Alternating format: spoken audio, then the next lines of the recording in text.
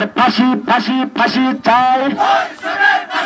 তিস্তার চরাঞ্চলের ভুট্টা ক্ষেত থেকে 12 বছর বয়সী শিশুর মরদেহ পাওয়ার পর থেকে বিচারের দাবিতে উত্তাল লালমনিরহাট। ফাঁসি ফাঁসি ফাঁসি চাই।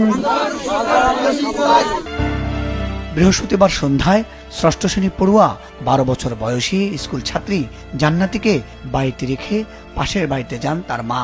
রাতে বাড়ি ফিরে মেয়েকে না পেয়ে বিভিন্ন স্থানে খোঁজাখুঁজির এক পর্যায়ে তাদের বাড়ির পাশে ভুট্টা ক্ষেত থেকে স্থানীয় যুবক বেলাল সহ 4-5 জনকে পালিয়ে যেতে দেখে সন্দেহ হয় জান্নাতীর মায়ের।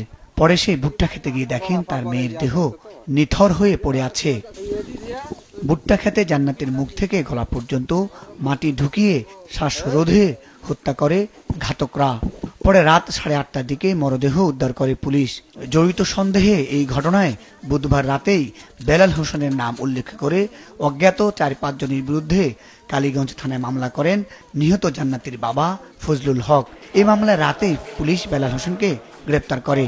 মাথাটাকে উল্টা পাশে দিয়ে মাথাটা মুচকে দিয়েছে, তারপর সম্ভবত কাদায় মাথাটা মুখ নাকের পাশে চেপে ধরেছিল, যার কারণে শ্বাসকষ্ট, তারপর মুখের মধ্যে বালু কাদা তারপর ঘাস এগুলো দিয়ে মনে করেন শ্বাসকষ্ট মারা গেছে, গলা টিপে হত্যা করেছে। ধর্ষণের পরই ওই শিশুকে হত্যা করা হয়েছে বলে দাবি স্থানীয়দের।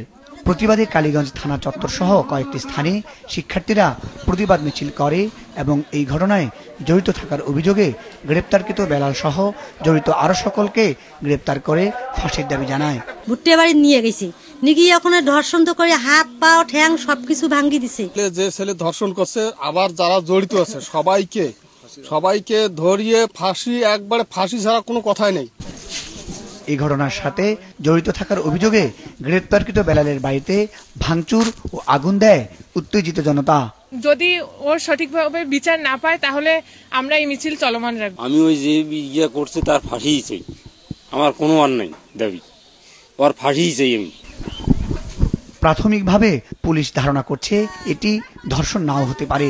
গ্রেপ্তারকৃত বেলালের ভাইয়ের সাথে জান্নাতের ভাইয়ের দ্বন্দ্বের জেরে জান্নাতীকে হত্যা করতে পারে ঘাতকরা। ভুট্টা খেতে মৃতদেহটি পাওয়া গিয়েছে, শিশুটিকে ধর্ষণ করা হয়েছে কিনা সেই সংক্রান্তেও ডাক্তারি প্রতিবেদনে মতামত চাওয়া হয়। গ্রেপ্তারকৃত যুবক বেলাল হোসেন কালীগঞ্জ উপজেলার মদাতি ইউনিয়নের আবু তালেবের ছেলে।